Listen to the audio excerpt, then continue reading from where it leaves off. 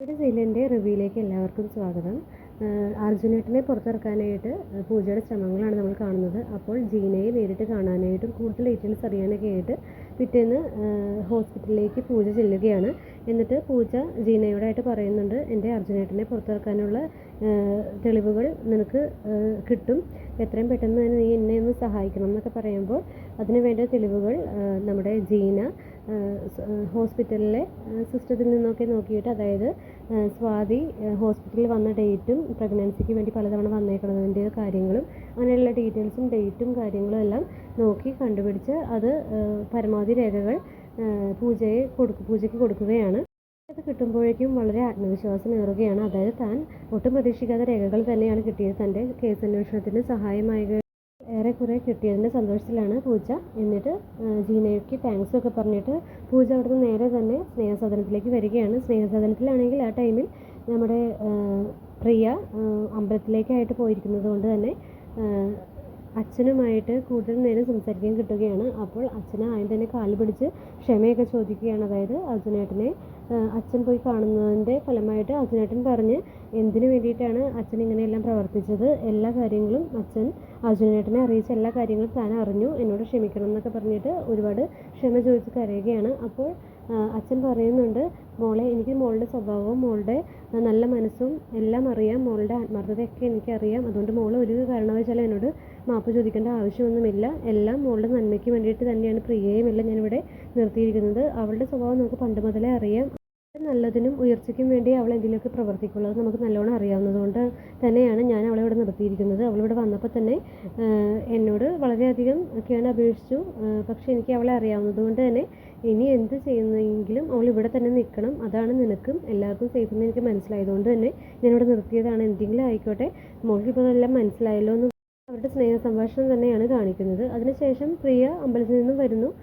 പ്രിയയോട് പൂജ സംസാരിക്കുമ്പോഴും പൂജയോട് വളരെ നല്ല രീതിയിൽ വളരെ നല്ല സ്വഭാവ സവിശേഷതയുള്ള ഒരു പെൺകുട്ടിയായിട്ട് തന്നെ പ്രിയ പെരുമാറുകയാണ്. അതിനുശേഷം പ്രിയയ്ക്ക് എപ്പോഴും എന്തോ ഗാഢമായ ചിന്തയിലാണ്. അതായത് പൂജ എപ്പോൾ വീക്ഷിക്കുമ്പോഴും അവൾ എന്തൊക്കെയോ ചിന്തിച്ചുകൊണ്ടിരിക്കുന്നതാണ് കാണുന്നത്. അതുകൊണ്ട് തന്നെ പൂജ അവളോട് സംസാരിക്കാൻ വേണ്ടി റൂമിലെത്തുമ്പോൾ നീ എന്തോ കാര്യമായിട്ട് ചിന്തിക്കുകയാണല്ലോ എന്നൊക്കെ പറഞ്ഞിട്ട് സംസാരിക്കുകയും പ്രിയ പറയുകയാണ്, ഇതെൻ്റെ രണ്ടാം ജന്മമാണ്, അല്ലെങ്കിൽ രണ്ടാമത്തെ വരവാണ് സ്നേഹസദനത്തിൽ. ഇതിനു മുമ്പ് ഞാനിവിടെ ഉണ്ടായിരുന്നു, പക്ഷേ അന്നുള്ള ഞാനല്ല ഇപ്പോൾ. ഈ രണ്ടാം വരവ് എനിക്ക് വളരെ പ്രത്യേകത നിറഞ്ഞതാണ്. ഇപ്പോഴാണ് എനിക്കെല്ലാം മനസ്സിലായത്. എൻ്റെ എല്ലാ തെറ്റുകുറ്റങ്ങളും എനിക്ക് മനസ്സിലായി. നീ എന്നോട് ക്ഷമിക്കണം. നിന്നോട് ഞാൻ വളരെയധികം ബുദ്ധിമുട്ടുകൾ നിന്നോട് കാണിച്ചിട്ടുണ്ട്, നിന്നെ ഒരുപാട് ദ്രോഹിച്ചിട്ടുണ്ട്. എല്ലാം നീ മറന്നു കളയണം, നീ ഒന്നും മനസ്സിൽ വെക്കരുത്. ഇതെൻ്റെ രണ്ടാം ജന്മം തന്നെയാണെന്നൊക്കെ പറഞ്ഞിട്ട് വളരെ വിനീതമായിട്ട് മാപ്പ് അപേക്ഷിക്കുന്ന രീതിയിലൊക്കെ പൂജയോട് സംസാരിക്കുകയാണ്. പൂജയ്ക്ക് പക്ഷേ ഒന്നും അങ്ങോട്ട് വിശ്വസിക്കാനാവുന്നില്ല. എന്നാലും ഇവളുടെ ഈ മാനസികാവസ്ഥയും അവളുടെ മാറ്റവും കണ്ട് പൂജ അത്ഭുതപ്പെടുന്നുണ്ട്. എന്നാലും പൂജ വളരെയധികം കുത്തുവാക്കുകളും എല്ലാം സംസാരിക്കുന്നുണ്ട്. അതായത് എന്തൊക്കെയോ മനസ്സിൽ വെച്ച് കരുതിക്കൊണ്ട് തന്നെ സംശയങ്ങളൊക്കെ മുൻനിർത്തി തന്നെ സംസാരിക്കുകയാണ് പ്രിയയോട്. പ്രിയയാണെങ്കിൽ ഇവർക്ക് എന്തെങ്കിലും മനസ്സിലായോ എന്നുള്ള രീതിയിൽ എന്തൊക്കെയോ മനസ്സിൽ വെച്ച് ആലോചിക്കുന്നുമുണ്ട്. അർജുൻ്റെ നിരപരാധിത്വം തെളിയിക്കാനായിട്ട് പൂജയുടെ ആവശ്യപ്രകാരം വാണി ജയിലിൽ വന്നിരിക്കുന്നതാണ് കാണിക്കുന്നത്. ജയിലിൽ വെച്ച് ഷാനവാസ് എന്ന പോലീസ് ഉദ്യോഗസ്ഥൻ്റെ സഹായത്തോടു കൂടി അർജുൻ അറിയാവുന്ന കാര്യങ്ങളെല്ലാം വാണിയോട് സംസാരിക്കാനായിട്ട് ഒരുങ്ങുകയാണ്. അപ്പോൾ ഷാനവാസ് പറയുന്നുണ്ട്, ഇതിൻ്റെ പുറകിൽ ഞാനുണ്ടെന്നോ അല്ലെങ്കിൽ എൻ്റെ പേരോ ഇവിടെ ഒന്നും പ്രതിപാദിക്കരുത്, എന്നെക്കുറിച്ചൊന്നും സംസാരിക്കരുത്. ഇനി അതിൻ്റെ പേരിലായിരിക്കും എനിക്ക് മിക്കവാറും ക്യാൻസറും എല്ലാം വരാൻ പോകുന്നത്. അതുകൊണ്ട് എൻ്റെ പേര് പ്രതിപാദിക്കരുതെന്ന് പറഞ്ഞിട്ട് പറയുമ്പോൾ അർജുനും പറയുകയാണ്, എനിക്കിതിന് ഇപ്പോഴും താല്പര്യമില്ല, എനിക്ക് വേണ്ടിയിട്ട് ഷാനവാസിനൊരു ബുദ്ധിമുട്ടും വരരുതെന്നുള്ള രീതിയിൽ സംസാരിക്കുമ്പോൾ അങ്ങനെയല്ല അർജുൻ, ഞാൻ പറയുന്നത് മനസ്സിലാക്കുക, നീ തെറ്റിദ്ധരിക്കേണ്ട, എനിക്ക് നിന്നെ എങ്ങനെയും പുറത്ത് ഇറക്കണം, നിനക്ക് വേണ്ടിയിട്ട് എനിക്ക് ചെയ്യാവുന്ന മാക്സിമം ഞാൻ ഹെൽപ്പ് ചെയ്യുക തന്നെ ചെയ്യും. അതല്ല ഞാൻ പറഞ്ഞത്, നീ പറയുന്ന കാര്യങ്ങളെല്ലാം എന്നെക്കൂടെ ആവുന്ന പോലെ നിനക്ക് വേണ്ടി ഞാൻ സപ്പോർട്ട് ചെയ്യുക തന്നെ ചെയ്യും. എൻ്റെ പേര് പ്രതിപാദിക്കേണ്ടതെന്ന് മാത്രമേ ഞാൻ ഉദ്ദേശിച്ചിട്ടുള്ളൂ എന്ന് പറയുകയാണ്.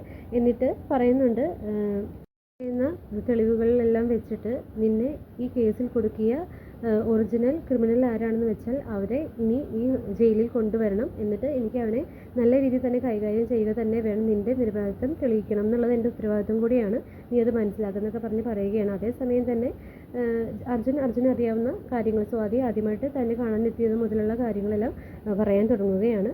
അതോടൊപ്പം തന്നെ നമ്മുടെ പൂജയാണെങ്കിലും പുറത്തിറക്കാൻ വേണ്ടിയിട്ടുള്ള തെളിവുകളെല്ലാം ശേഖരിച്ച് ജീനയുടെ ഹെൽപ്പോടു കൂടി ഹോസ്പിറ്റലിൽ നിന്നും എല്ലാം കളക്ട് ചെയ്തിട്ട് അങ്ങനെ അർജുനെ പുറത്തിറക്കാൻ വേണ്ടി തന്നെ തയ്യാറെടുത്ത് ഒരു സൈഡിൽ നടക്കുന്നതാണ് കാണിക്കുന്നത്. അങ്ങനെ ഇനിയുള്ള വരുന്ന എപ്പിസോഡുകളിൽ അങ്ങനെ നിർണായകമായ പല തെളിവുകളും പൂജയ്ക്ക് കിട്ടുമെന്ന് നമുക്ക് പ്രതീക്ഷിക്കാം. Okay, by.